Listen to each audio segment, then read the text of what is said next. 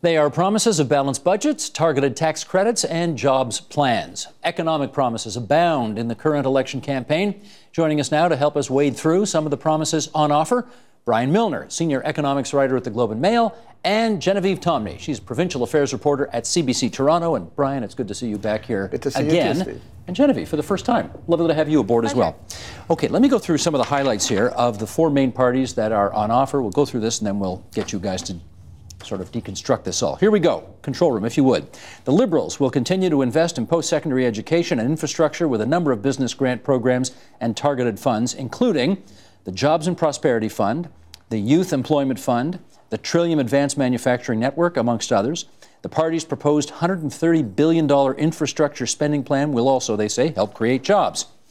On to the PCs. They plan to balance the budget in 2 years, not 3 like the others, partly by laying off 100,000 public sector employees. They also intend to eliminate a third of the province's rules and regulations, reduce corporate taxes, and lift the apprentice to journeyman ratio in the skilled trades to create, they say, 1 million jobs over 8 years. The NDP plans to offer targeted tax credits for employers who create jobs. The credit would pay 10% of the employee's first year of salary, up to a max of $5,000 per hire and $100,000 per company. The party would also reduce the tax rate for small businesses from 4.5% to 3% to offset its proposed increase in the minimum wage. And the NDP projects its plan could create up to 170,000 jobs. And the Greens, they plan to reduce the payroll taxes for small businesses by doubling the employer health tax exemption, which currently stands at $450,000 of payroll. They want to bump it up to $900,000 for businesses with payrolls of less than $5 million.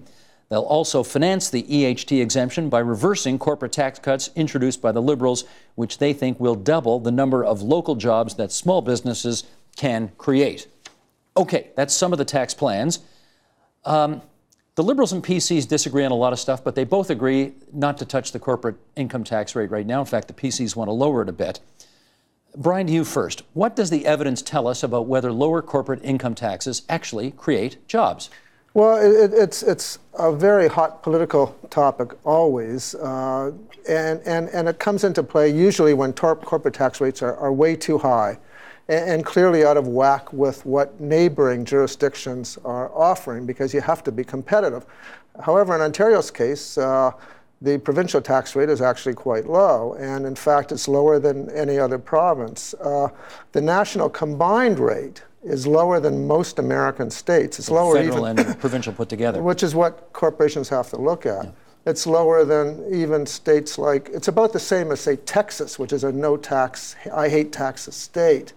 If you want real low taxes, you got to go to a place like Ireland, which has 12.5% tax rate, attracts a lot of corporate head offices with almost no jobs. Can you, I mean, listen, this is all speculation at this point, but moving the corporate tax rate from, let's say, 11 to 8%, which is what the Conservatives want to do, they say that's going to create tens, if not hundreds of thousands of jobs. Any reason to believe that? Well, I think that's the big question. You know, it certainly plays to their base, to the Conservative base, that, you know, decreasing the size of government and lowering the corporate tax rate is going to, you know, get their Conservative voters fired up, get them mobilized, want to get them to the polls. But the question is, are they going to be able to win an election just based on the Conservative base alone, or are they going to have to sway other voters? And to do that, they're asking other voters to get so jazzed up about the idea of balancing the budget sooner than the Liberals will do it, that they're going to be willing to go to the polls and accept all of the cuts that we're hearing about that are going to go along with it. Because, of course, if you're lowering the corporate tax rate by that much, you're going to have to pay for it somehow, and that's where we're seeing all of these other cuts coming in. Well, and one of the things that Tim Hudak has said is the one thing he hears from everybody more than anything else from business, balance the books. That's how we kickstart the economy, balance the books, and that's why he wants to do it in 2 years instead of 3. Do you think the red ink is what's holding back this economy from performing better than it does? No, I don't, because the red ink right now is incredibly easy to finance. The interest rates are at historic lows, and when your economy is really sluggish, that's not the time to impose more austerity. It doesn't work that way. You're supposed to impose austerity when things are great. Ontario didn't do that, didn't do it effectively. And that's the problem they have now. When Britain decided that they would impose austerity in the middle of a recession, they made things considerably worse.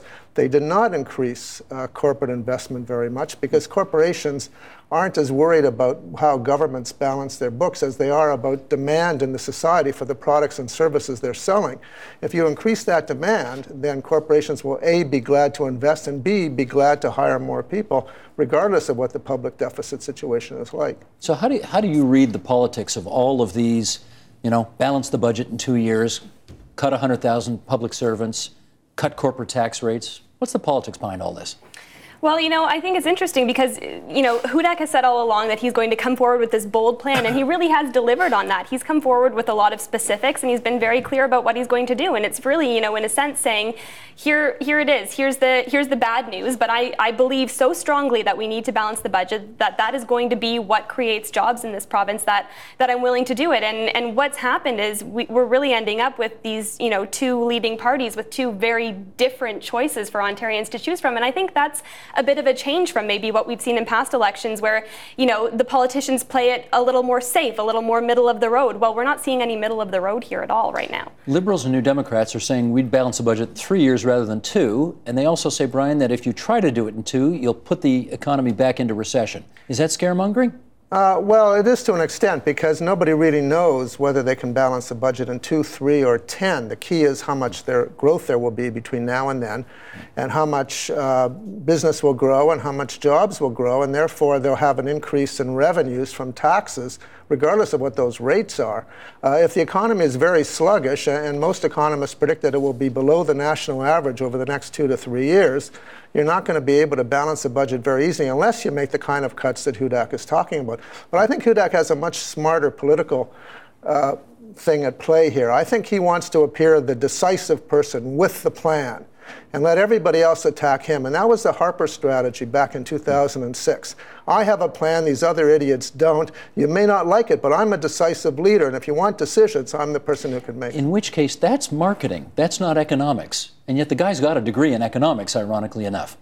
Right? I mean, that's marketing, if Brian's right. Well, I think that is part of his strategy, though. He was criticized in the last election campaign for not really having that plan and for having holes in the plan and not being able to fill in those holes when he was asked about them. You'll probably remember the $14 billion gap that we heard so much about in the 2011 election. So what he's really been trying to do over the last couple of years is come forward with a very specific, very detailed plan. And again, I'll say, he promised us that it was going to be bold and that it was going to be detailed and that, there were going to be difficult decisions in it. And he has delivered on that. So in terms of a PR strategy, marketing, if you will, he's delivering what he was promising. Brian, that's it. I mean, Genevieve's got it on the table right in front of her. One page with all of the recommendations for cuts and income tax cuts and spending cuts and so on and forth.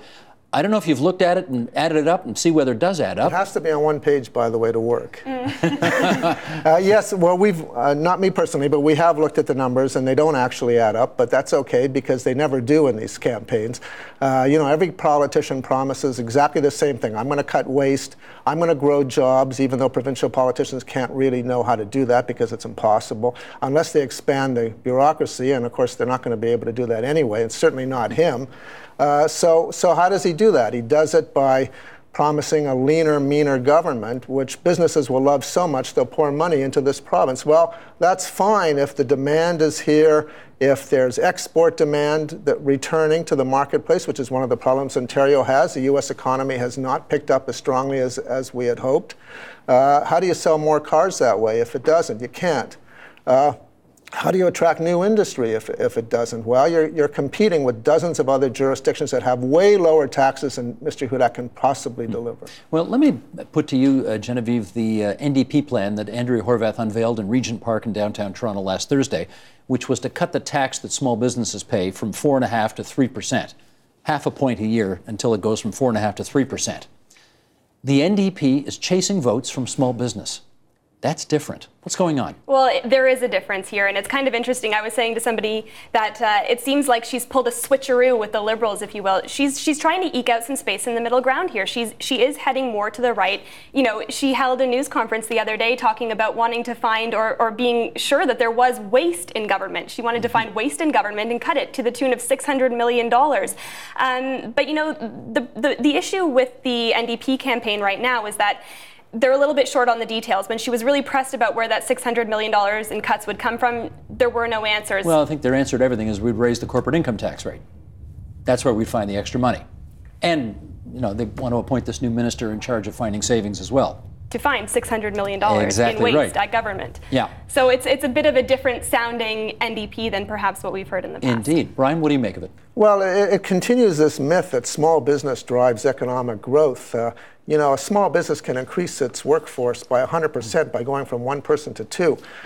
Most of the job growth, unfortunately, comes from very big businesses.